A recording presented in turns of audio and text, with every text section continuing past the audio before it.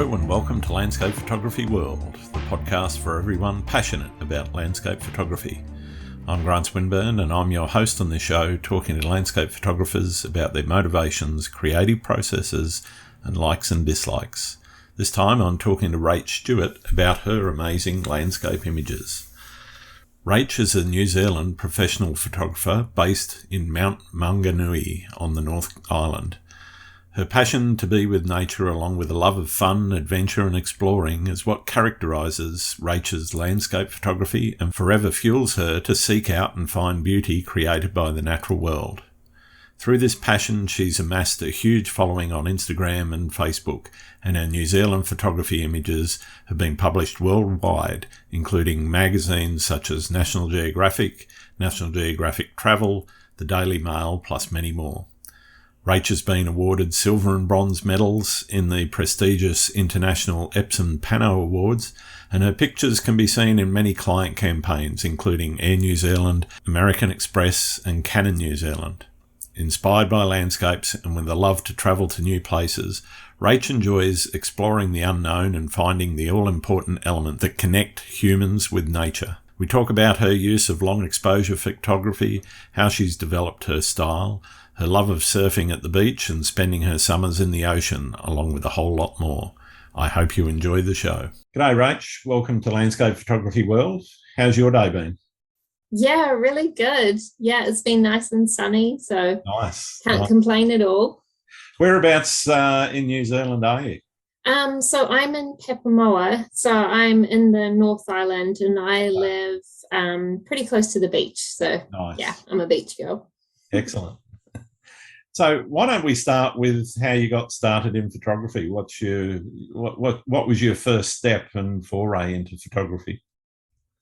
Okay, so I had a job where I was a publishing designer, and I left that to have my first baby, and after that I couldn't go back to the same job, so I was kind of left with this bit of a creative hole in me. And at night times I would have a rest from the baby and go for a walk down the beach, and I started taking photos on my iPhone 4, which is like, that wasn't even a good one, it was just the plain iPhone 4.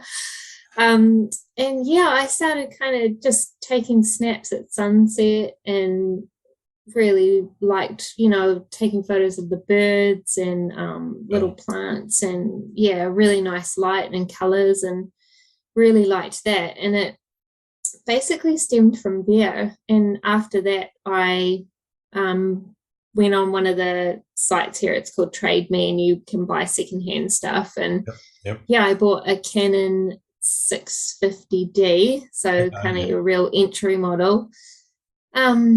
Yeah, and it just flourished from there. I kind of learnt to use it in manual. I just started straight away in manual, and nice. Wow. Yeah. No auto. So no auto, no.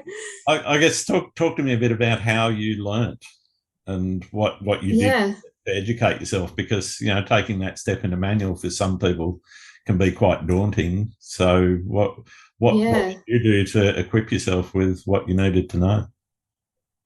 So I pretty much YouTubed everything. So I was like tapping away or Googling what settings do I need for sunset? Like, that was pretty much it. And then I would find a blog and it would say, oh, you need ISO 100 and F11 and a slower shutter speed. So I basically was just getting settings for each time of the day.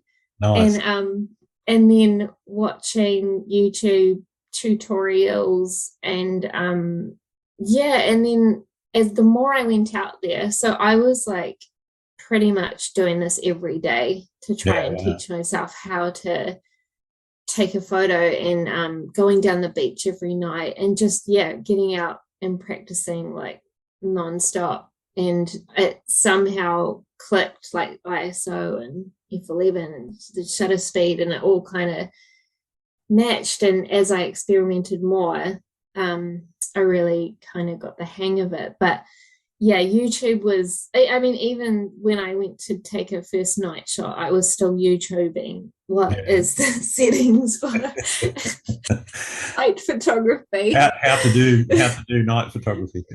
Totally. Yeah. Cool.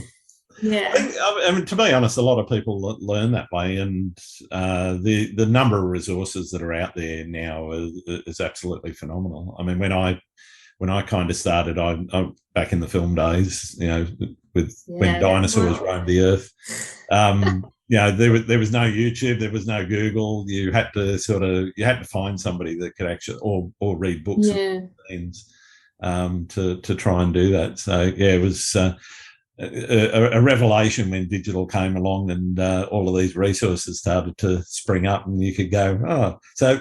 I know a lot of people get back into film now, but I'm not going back. I know you've been there. Been there, done that. Yeah. So talk to me about what motivates you to create. And I guess, where I'm going with this is how you moved from, taking those shots and why, the why around where you moved into actually creating it as art, as opposed to here's a nice sunset shot.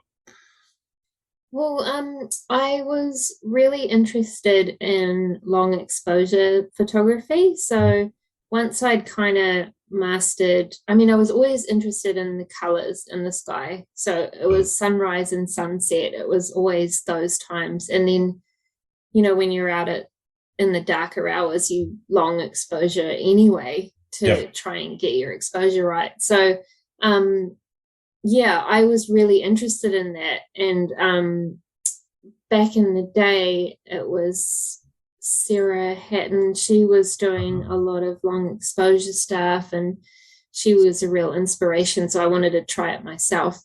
Yeah, right. And that's when that creative kind of thing came into it, is because you're not just taking a photo, you're actually creating something, waiting for it to come on the back screen.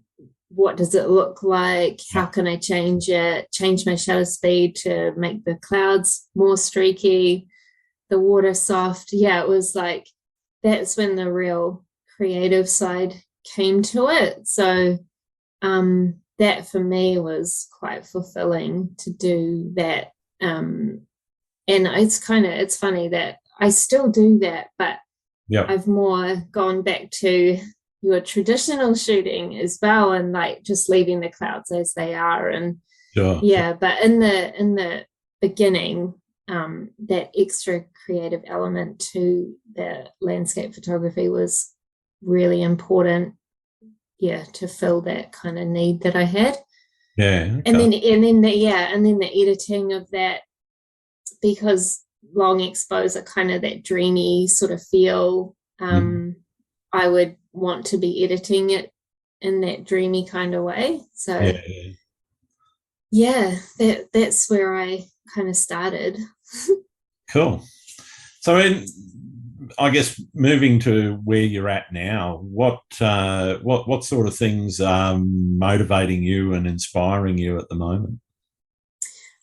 Probably at the moment, I'm really searching for new scenes and those untouched places, and maybe the places that aren't so popular, and and really looking for that kind of ethereal light, those conditions where it's like, I mean, nature dictates what happens there, but I guess now I'm motivated by what nature can produce and me getting something different.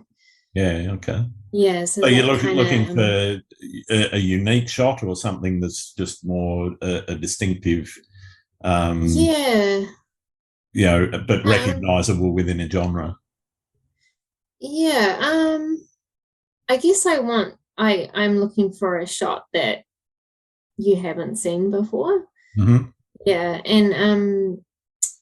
I mean, it is hard because in New Zealand, in the mountains, you either have to hike for days and days to get to somewhere new, or you need a Sure. helicopter to get in, and yeah, but I've got a few ideas. So I guess I still love all the places that you see, in all the photos. And I mean, you can still get amazing photos and conditions at all those popular spots, but I'm kind of looking for something a bit different now.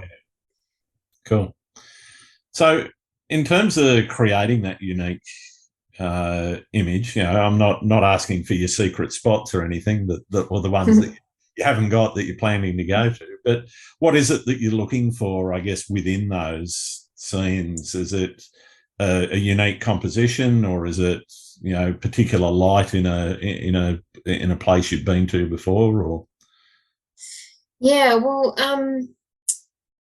kind of lately, I really like the moody kind of the conditions that create beams, the sunbeams, and that kind of magical vibe with sure. God beams coming from the sky, and I'm not asking for much. Yeah. But and also I guess I love the mountains, and I always love to have water in my photos, some sort of element of water. So yeah, there are a lot of spots in the Southern Alps where there are lakes and mountains, and it's just trying to get to them, and trying to get to those spot for places. choice, I guess, in New Zealand. I mean, we don't have the mountainscapes that you guys do, but we do all right with our beaches and water. But oh yeah, definitely, yeah. No.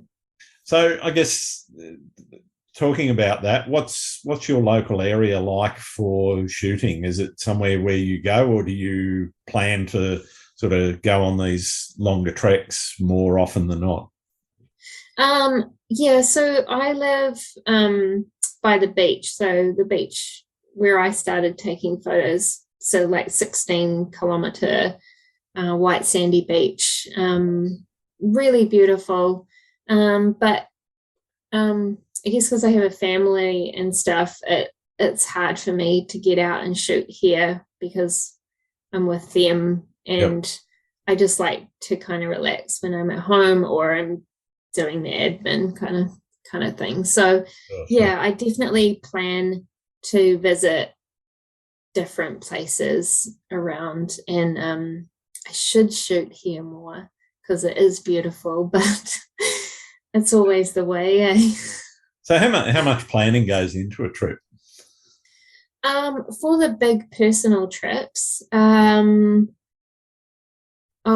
like a couple of months of like trying to organize things and find new spots to go, and and I usually do a couple of those a year here in New Zealand, and then prior to COVID I was trying to get away like sort of once or twice a year overseas, and those trips take a lot more, as you probably know, a lot more organizing to do. But yeah, I definitely try and have a little look online and on Google Earth and see if I can find anything different, and try and go and find it.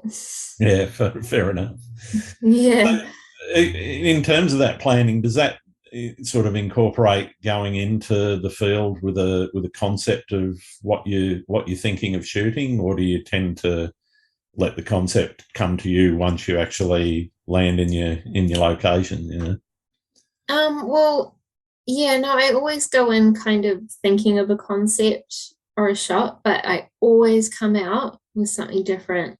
Like always. So it's kind of going in there, maybe knowing what I want to get, and then either the weather, dictating what I do get, or, you only see a certain amount on a picture or Google Earth. Like you can't tell what's there. And so I always end up going somewhere and getting something new or different, which is super cool. Yeah. How would you describe what it is that you're trying to communicate, I guess, with your photography? Well, a lot of my photography always had a person in it, whether it was me or someone else. And I guess I've always just wanted to make that connection between humans and nature. And I want people to look at my photos and want to be there or imagine themselves there, or, just connect through a memory or something. Yeah. So, and trying to edit in a sort of dreamy-ish way. Yeah, I guess I want people to be able to escape the real world for a minute. Yeah. So is that kind of where it all started? Is it that escapism, I guess, that you were really searching for initially? Yeah, totally. Yeah, definitely. I mean, being able to create in the first place and then being able to show off nature, what it's created, how lucky we are to have it. Yeah. I mean, everyone's got so much stuff on these days, Absolutely. it's just it's the world. So I think we all need to kind of try and escape somehow. Definitely. Yeah. I'm out a bit of escapism. So I guess talking about that, you obviously weren't able to go back into the workforce with that job. How did was that part of where you decided to go full-time photography, or was that something that came a bit later and you sort of just evolved into it? No, that came a bit later. So I was still part-time. And then just my Instagram kind of took off. Like we're talking 2015. So back then the gram was a bit different. There was no algorithm. You saw it all chronologically. Or orientated towards stills photography. Yeah. We were still a thing back then. And so, and a lot of my photos from the South Island went really viral because they weren't I mean, the Wanaka tree was known, but it wasn't what it is today, kind of thing. So so this whole Instagram thing started, and I just kind of blew up, and that's all really where it began for me. And I just kind of rolled with it. So I just went along with whatever was happening, and then little jobs started coming in, and and I grew it from there. I created a website, and and it's all a blur a lot of the time. I'm still here just rolling with it. Fair enough. I'm going to try and pick it apart a little bit, if you don't mind. I'm having a look on your website, and I'm looking. You've got tourism work, you've got workshops, you've got half a dozen different things that you're offering aside from just the standard. Here's my prints for sale, etc. How do you manage your time now, and how do you because you mentioned you got to set aside time to do the admin, etc. But I mean, it must be a fairly busy schedule now that you've got some of that other work coming in. How do you sort of, I guess, structure your day, and how you manage it all? It's such a good question. I guess like I have my print store, and so those things I like to get sorted straight away. So I always kind of check my emails and see what's there, and then I guess I structure it from there. I just come back from a tourism job, and I'm kind of on a deadline, so it's whether there's a deadline in place or not. And I've been up since till 1 a.m. kind of thing, trying to edit all those photos and get them through. And it's not always like that though, but I seem to just, and then there's Twitter as well, which has become like quite a big part of my, I guess, work now. So I don't know if I have a structure. I guess I do, but Yeah, it's basically all based on emails and like trying to like categorize them and who came first. And Sure. I don't have like a huge amount of like big tourism jobs. But I still work for a couple of companies on for Instagram stuff. Yeah, And right. it's just kind of making sure I meet those deadlines. Hmm. So Yeah. are the deadlines the biggest difference between your personal planning or your planning for personal trips versus the trips you might do for a tourism or a Instagram job? Like the two are completely different. But I make sure like I set aside the time for the personal trips, and then obviously I still check my emails and stuff, but Sure. that's solely for getting new content for my portfolio. And they are way different, those trips. They're like, they're just for me kind of thing. Yeah. So pretty enjoyable. But yeah, the other things are a little bit more stressful because you have to get what the client wants, and it's not always going to be pink skies and loveliness. It's you got to go with the weather and try your best kind of thing. Yeah. They'll want sunny skies and they'll schedule you in the middle of winter when it's raining. Yeah, totally. Yeah. Because Yeah. that's the timing for the campaign that they want to run in spring for summer. Exactly. Or they're like, oh, we want this photo. And I'm like, well, I hiked 3 days to get that photo. And it's like, it's not on the side of the road. Yeah. Yeah. So, yeah, it can be a bit challenging. So, in terms of that blur, as you called it, how did that sort of take shape as a decision to make the lifestyle choice to say, okay, well, there's enough of this now to actually make a living out of, and I'm going to forget about any other kinds of work. This is what I want to do, and go with that. Obviously there's the passion there for photography, but there's obviously financial aspects around that if you're not getting the work, you can't afford to do Yeah. photography. So how did you sort of come to that decision and say, okay, well, this is where I want to be now? I guess for like 2 years, I mean, I always wanted to just go full time, but I was, I can do it, but what if it stops? Like, like there's Yep. always that taking that big leap.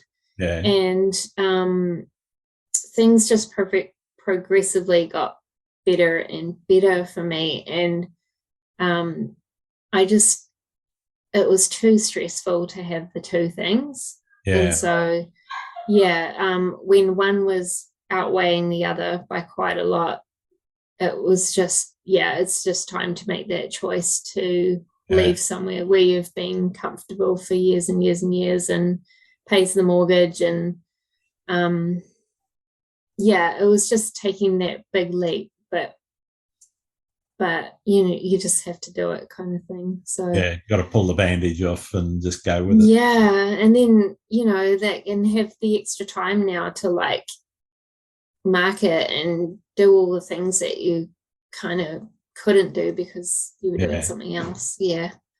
So in terms of that marketing side, I mean, for a lot of people that go into this, they don't realise that they've got to be their own website manager, their own marketing person, their own sales. Sometimes if you're doing your own printing, for example, you've got to be your own printer and so forth. Yeah. How do you wear all the hats? Oh, just I think. But just I guess it's just important to try and there's so many algorithms out there. You've got to keep like there's a Google algorithm and there's an Instagram algorithm and there's a Twitter algorithm and there's like all these things, and you just got to keep on trucking through. Yeah. Even if you feel like it's not worth it or you're not getting seen or whatever, I mean, it seems you just have to do it. That's just the way it is these days. So, well, I mean, you can pay someone else to do some of those things, but then, well, yeah, you make less you can. money. Yeah, true. Yeah, true. So yeah, I would say it's like at least 50% of my time is doing the Twitter and making sure I've got new content for Instagram and writing blogs and getting new material out there. Yeah, it's a really important part of getting yourself seen. Yeah. What's the most important thing you think for somebody that's starting out to think about in terms of marketing their personal brand?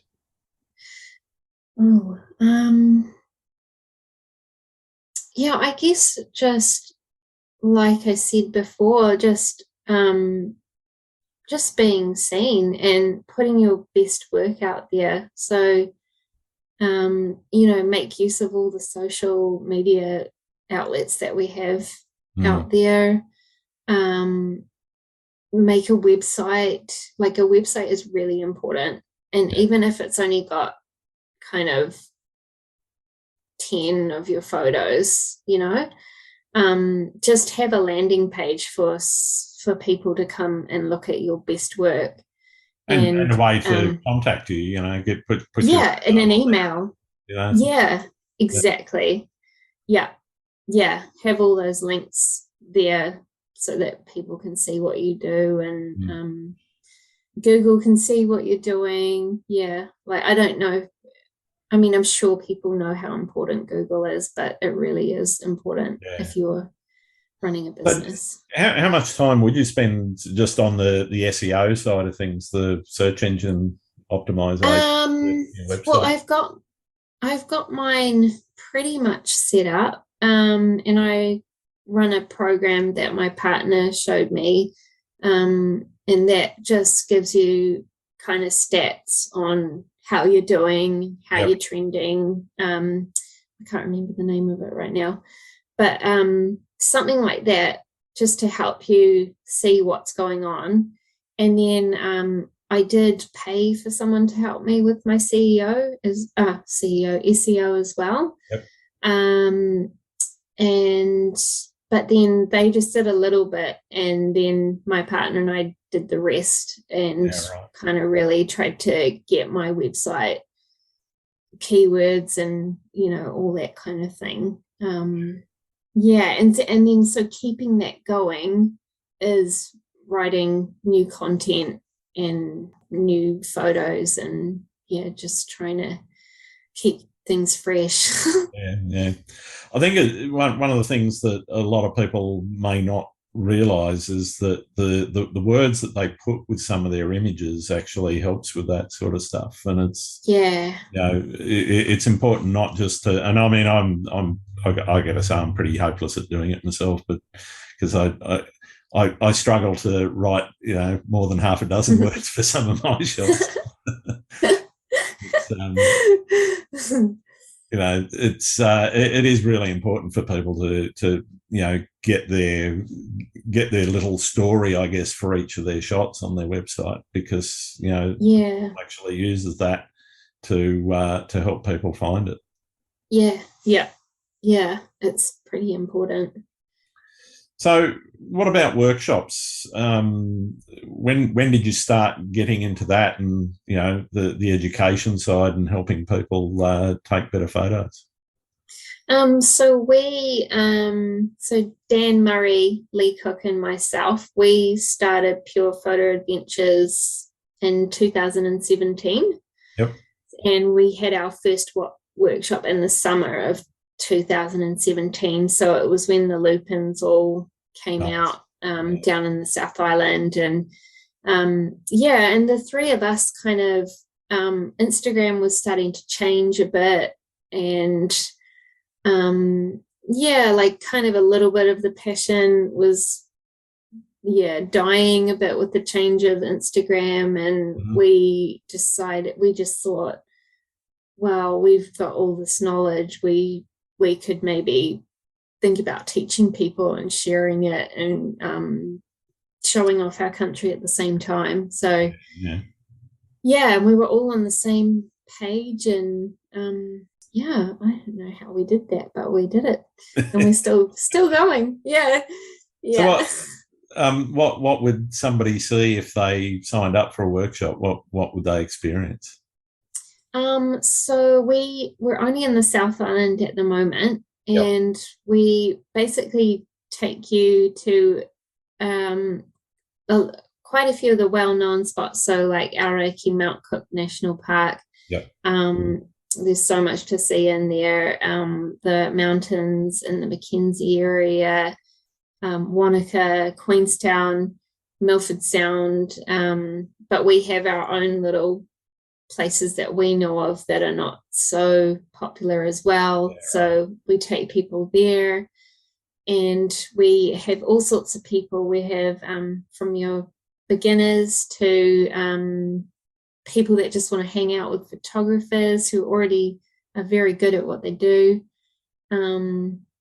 People just wanting to learn long exposures or wanting to learn more about astro, compositions. We get like a wide range of people, so it's been pretty cool.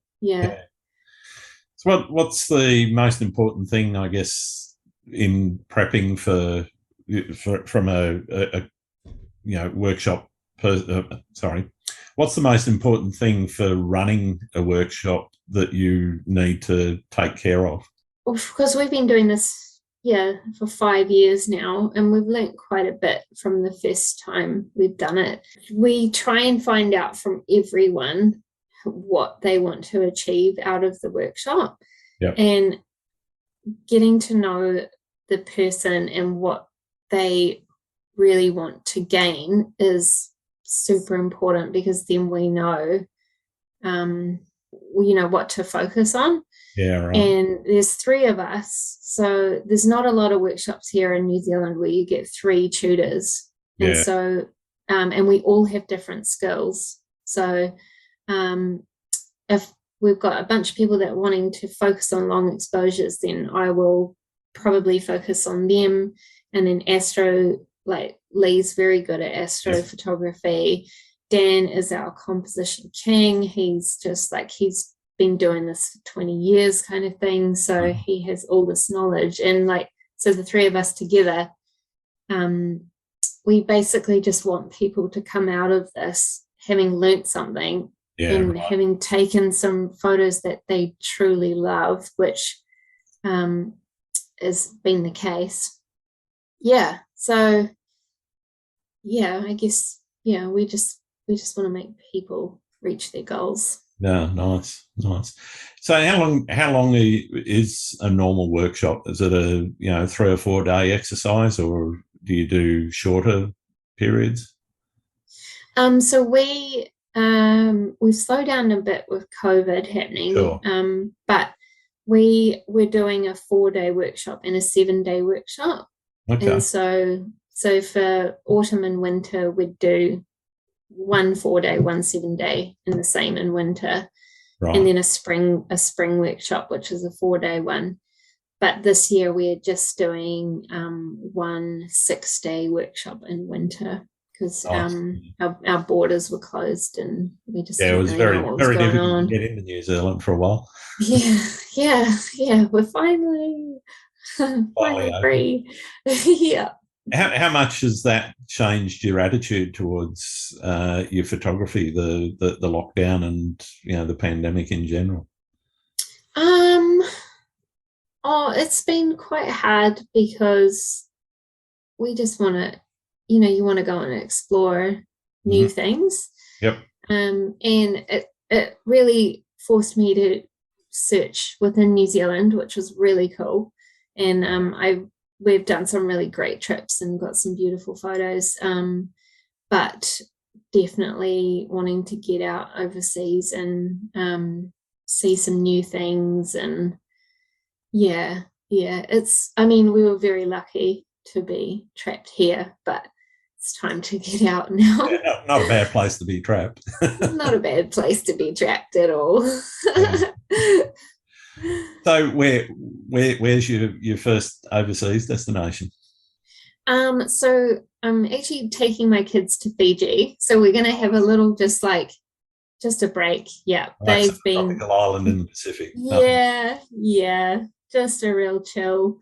Yeah. But yeah, my partner and I are going to go to Europe. So we're later on in the year. So Nice. Yeah. yeah, we're going to just go do a little bit of France and but mainly in Switzerland. So Beautiful. Yeah. yeah, really looking forward to that. So what's still on your bucket list, I guess, overseas or in New Zealand? Doesn't have to be overseas. Um, uh, it's just got to be Patagonia because Yeah. I just keep seeing it over and over again, and So you've not been there? I've not been, and I've Nor have watched I. document. Yeah, no. So that would be a bit of a dream, and I'd No. probably love to try and do that next year. And in New Zealand, yeah, there's some backcountry huts I really want to get to, but I'm just not fit enough at the moment. So yeah, I'm gonna work towards that one. Do you have a favourite spot that you keep coming back to? Yes. Don't tell It's me a any rare secrets if it is a secret. eh? Oh Don't tell yeah. me any secret. No, it's gotta be oh no, yeah, there's a few now.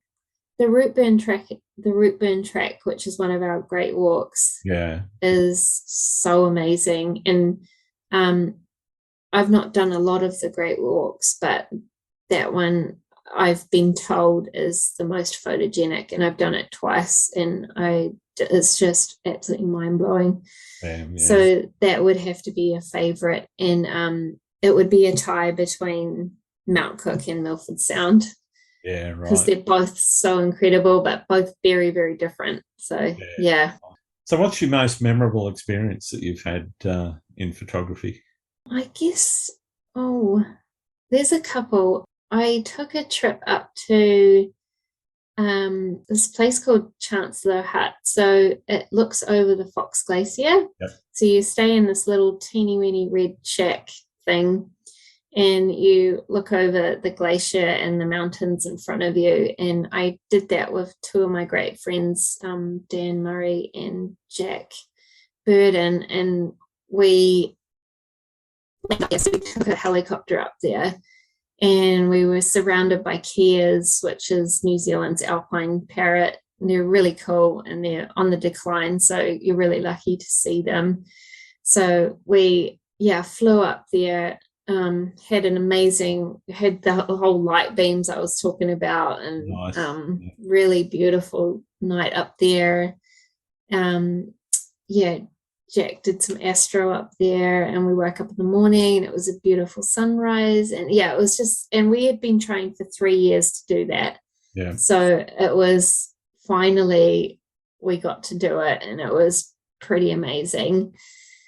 And and then I guess the other one would be my partner and I did the root burn track this year, and the first time I did it, it rained the entire time.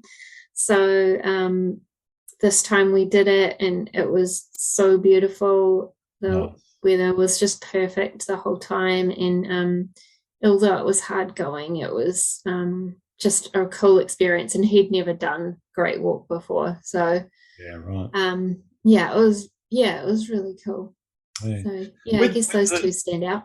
yeah, fair enough. With the huts over there in New Zealand, I'm not sure if they work the same way as they do here, and probably for some of the overseas listeners, they may not have experienced these sorts of things. Do you have to book ahead, or is it just something that you can turn up? I mean, they're originally built as shelters for hikers and skiers and so forth in Yeah, some of the remote areas in the alpine areas in both New Zealand and also a few here in Australia. yeah, So yeah. how do they work in New Zealand?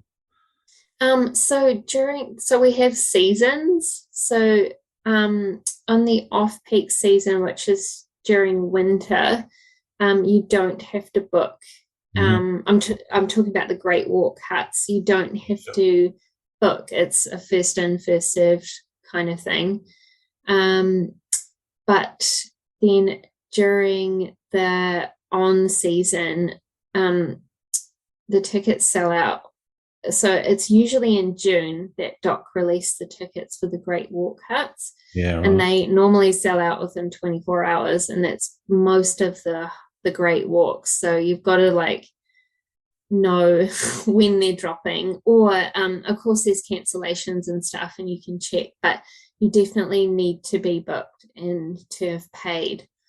For the not Great Walks, it's a bit of a mix. So it's either first in, first served, or you need to book. It just depends on what hut it is. But yeah, you either like there's one in Taranaki where I'm not sure if it's the same anymore, but you paid $5 down at the office, and then first in, first served. I've slept on the floor like 2 or 3 times because I arrived late. Yeah, it's no bunks left. No. So yeah, it just pays. I mean, the DOC, which is Department of Conservation, their website is a really good place for anyone listening to go and have a look. Cool. Yeah. Thank you for that. What have you learned about the world through photography? I don't know. I guess there are a lot of passionate people out there who love the outdoors. Yeah, I've connected with some pretty awesome people who, just really appreciate nature and what we're all trying to do here. And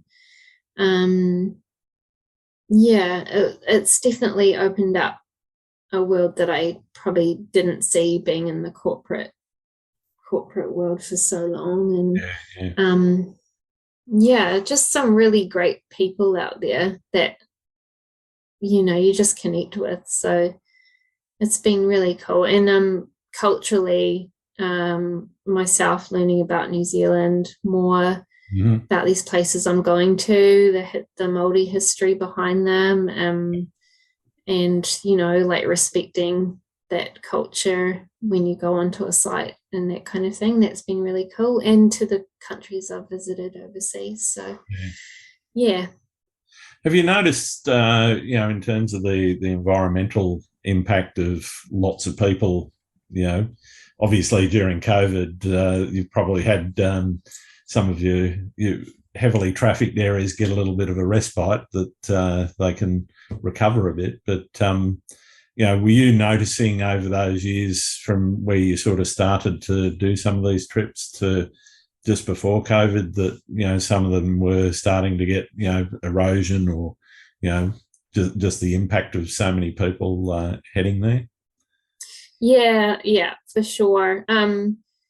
It's especially in the alpine areas, it's just those plants take, 20 or 30 years to grow to such a tiny little size. It's you definitely notice when someone's trod on them. And it was getting ridiculous before COVID in New Zealand anyway for tourists coming and going to all the spots. Yeah, totally.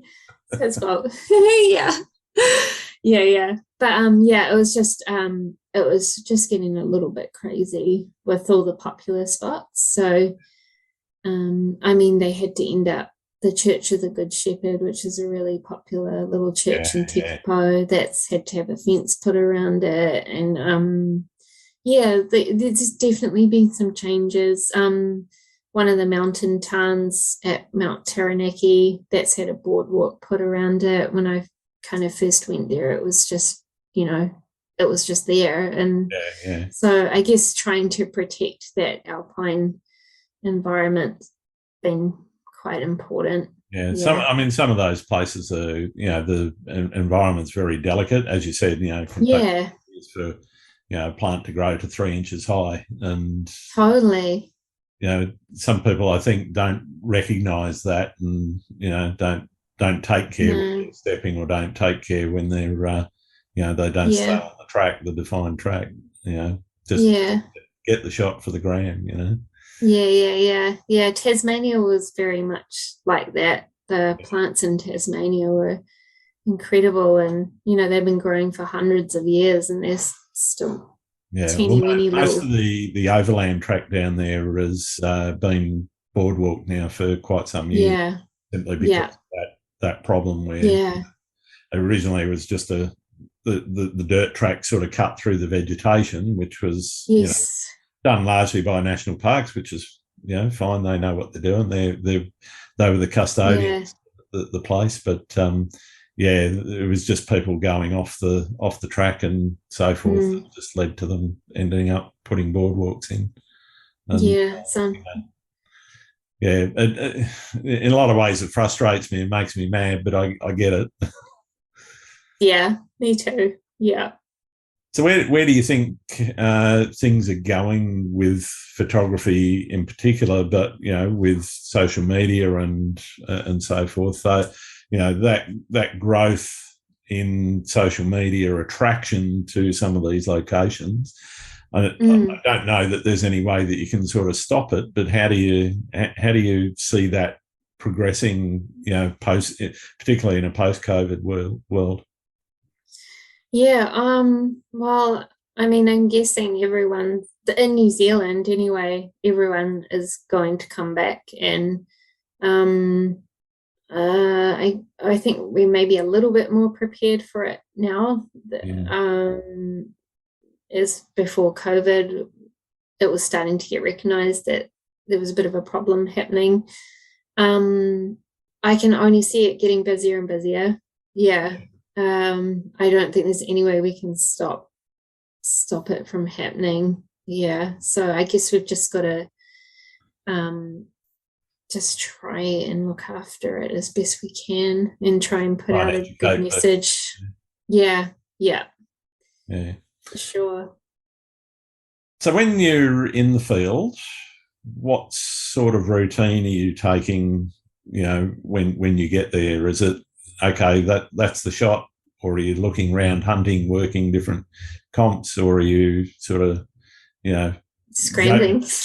scrambling around, or are you going okay? Well, this was the concept shot. I'll start there and move on from there.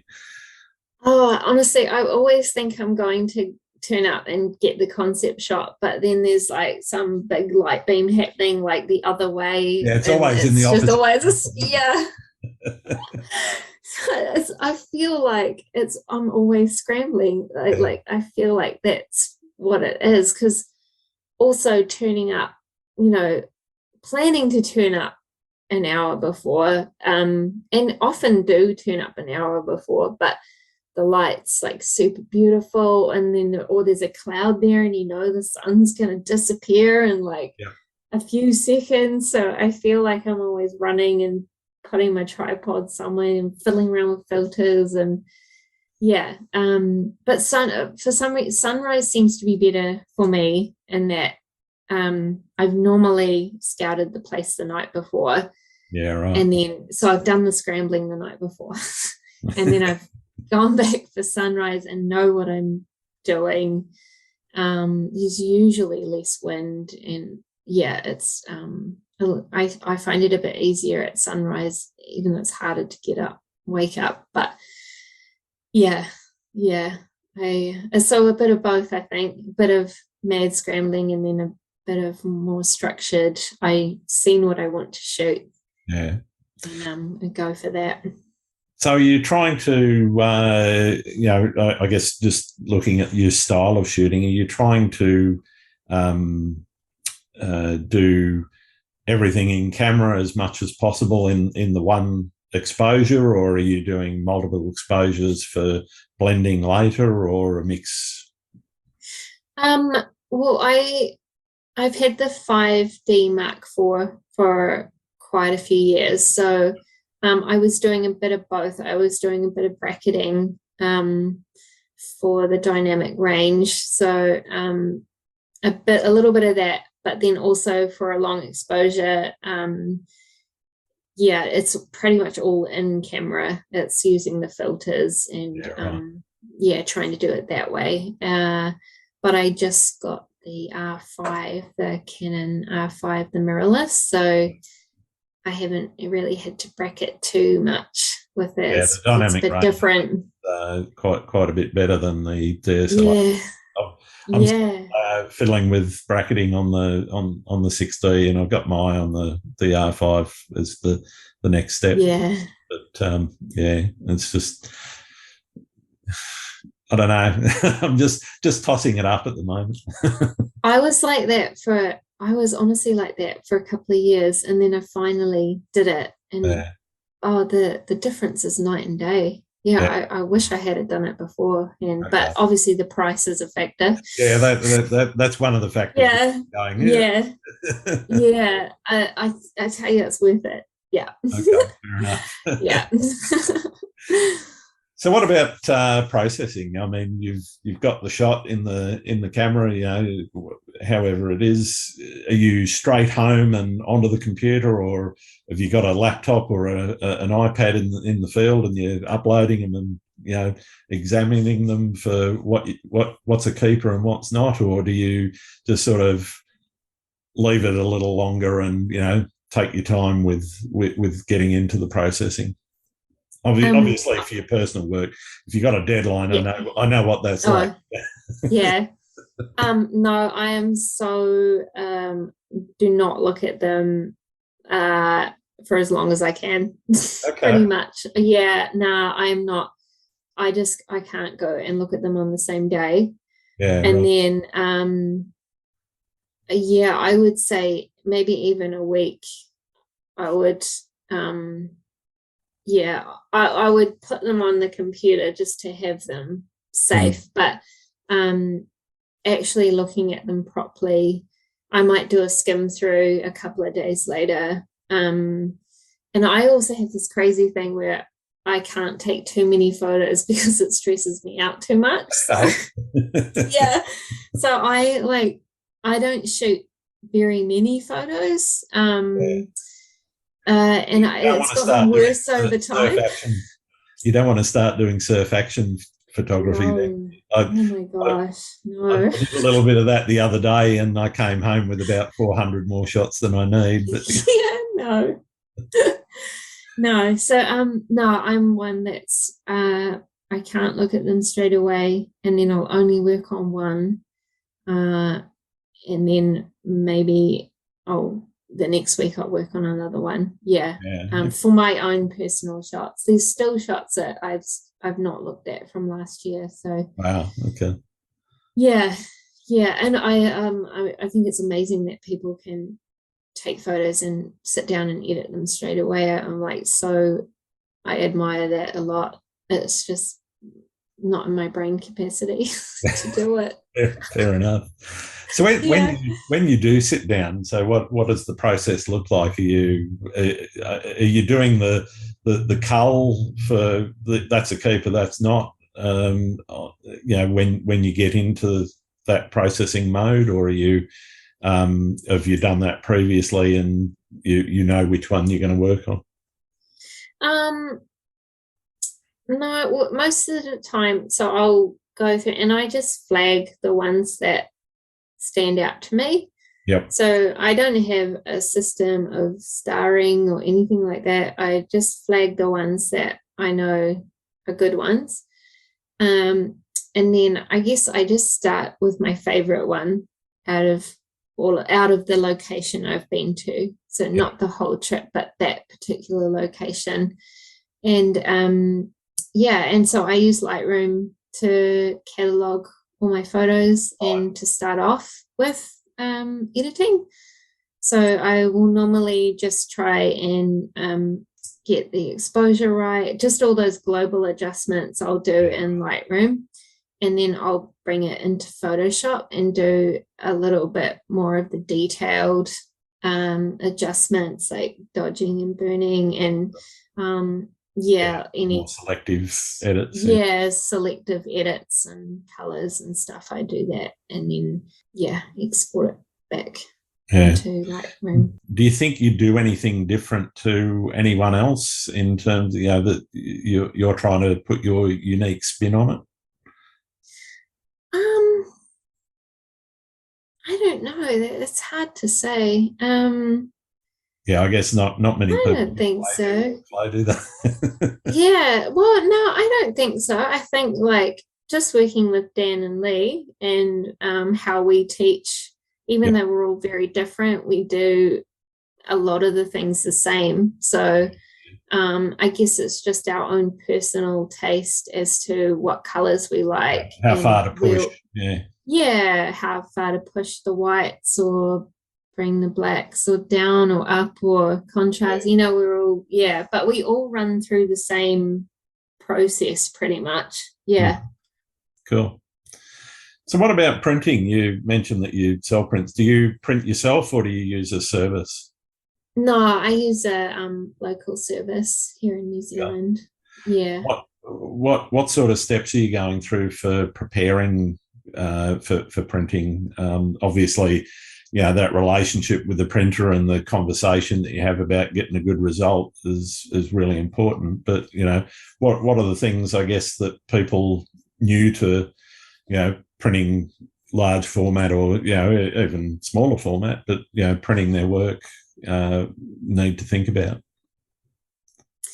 Um, Definitely need to check the file, like blow it up to 150 Mm-hmm. and it will scroll through that thing up and down to make sure that there's no dust spots and Yeah, there's no hot pixels and there's nothing hiding in there that shouldn't be, like a blurry person or like I learned that the hard way.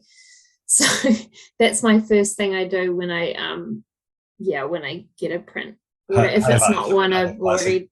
already. Yeah, yeah, yeah. So yeah, and then no, I just have a good system.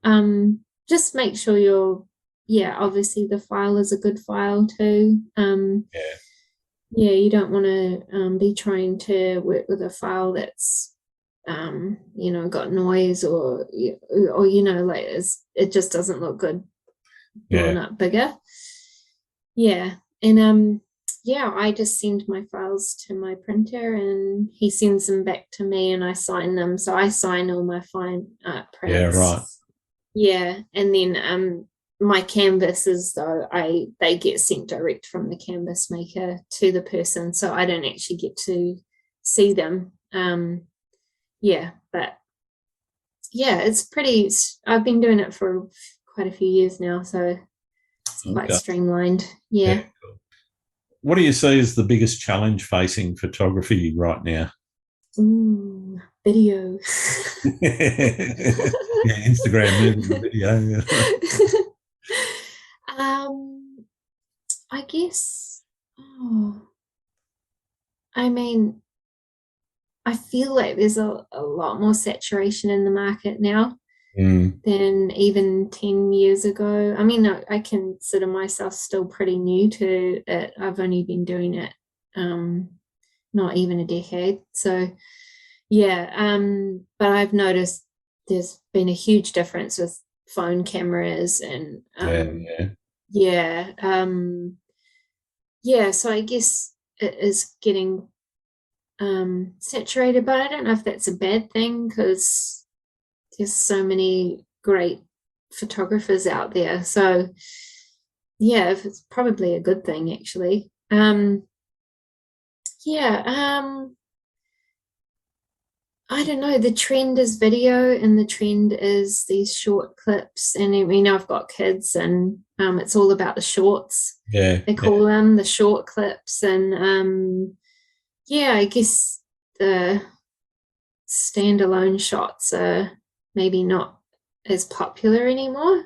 mm, So, but I think there'll always be a place for photography, both film and digital photography. And now artists I mean, they've been doing it for years, but artists are,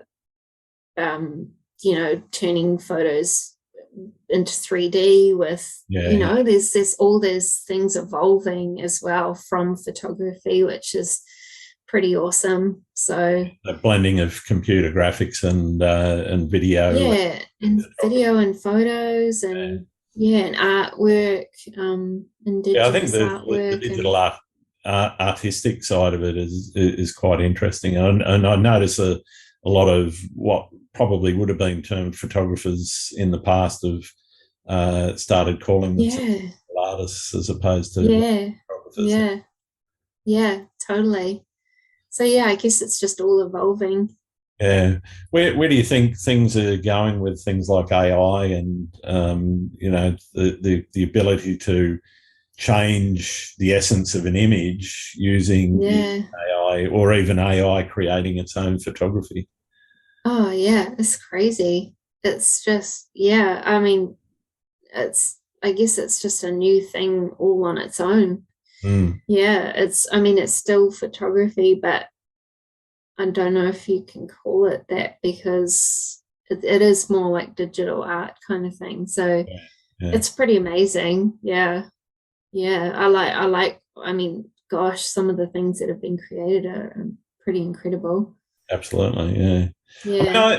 I quite admire the question I'd have in terms of AI generated stuff is who is the creator? Is it the software engineer that wrote Mm, the code? Is it the computer that it sits on? But that's not a human, so therefore legally can't own anything. I Or is it the know. guy that pushes the buttons to say, "All right, I want you to create image X"? I know. Who's the I don't creator? know who it is. Yeah, I don't know. Like, I mean, Yeah, I would kind of think it's the person who wrote the code, um, but then you need the other two. So yeah, yeah, right. that is a really hard one to try Yeah, and I mean, answer.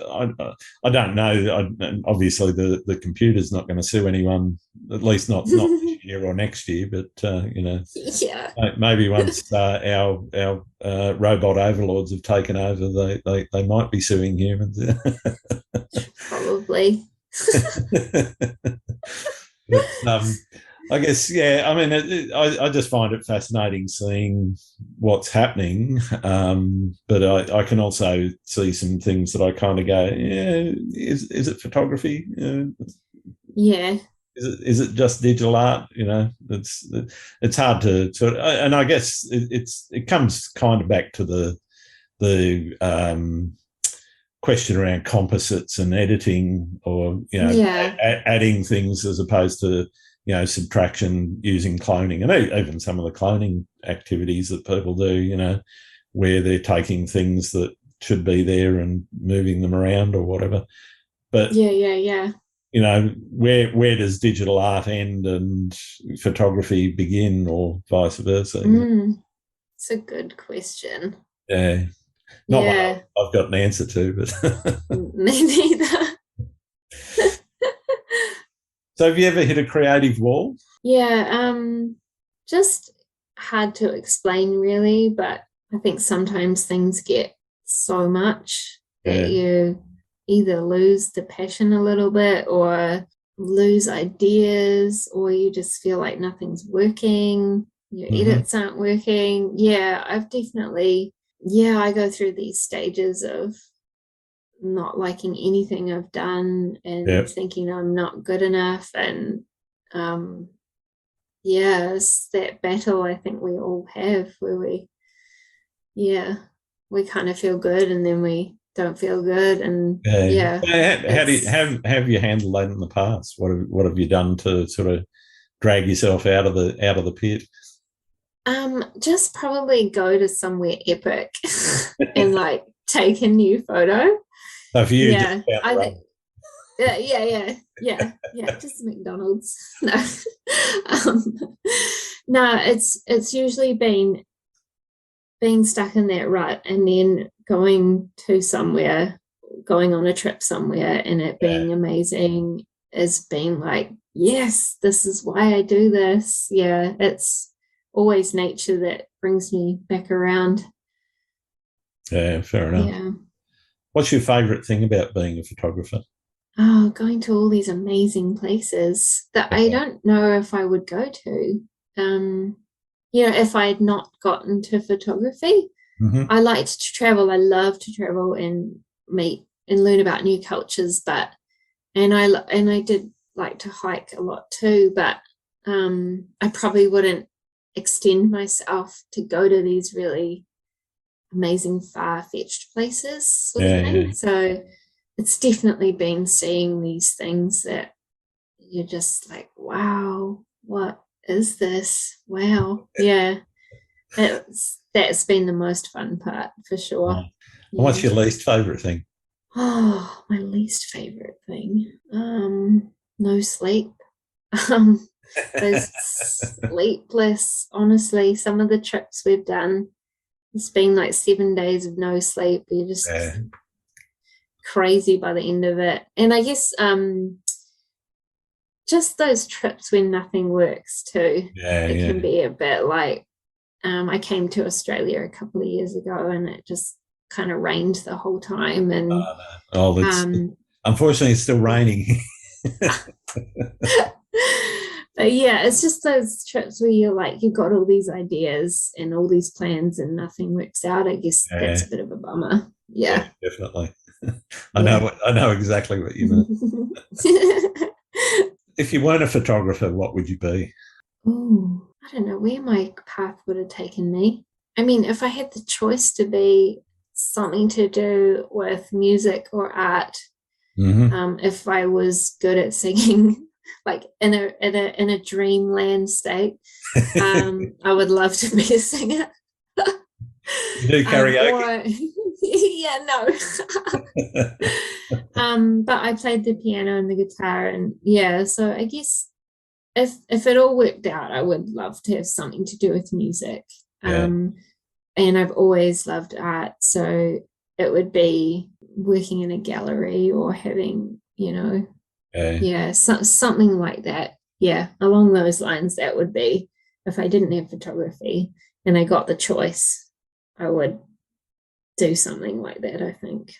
Cool. Yeah. What do you like to do when you're not out shooting? Oh, we've got a little van, so we go traveling. Awesome. Yeah, we love like the beach, the coast, because that's what the North Island's kind of all about, is all the beaches. And I've surfed since I was like a little kid, so that the ocean's like a really huge part of my life. So and we love to go hiking and find, we're a bit like nature nerds, trees and birds, and really love doing that kind of stuff. Nice. Yeah. So are there any photographers out there that you think I should be talking to? Well, I've got to say Dan Murray and Lee Cook. Lee will probably, he doesn't like to talk very much, but both of them. Winkle something out of him then. Yeah, and Jack Burden as well. Yeah, right. They are incredible astrophotographers, Jack and Lee.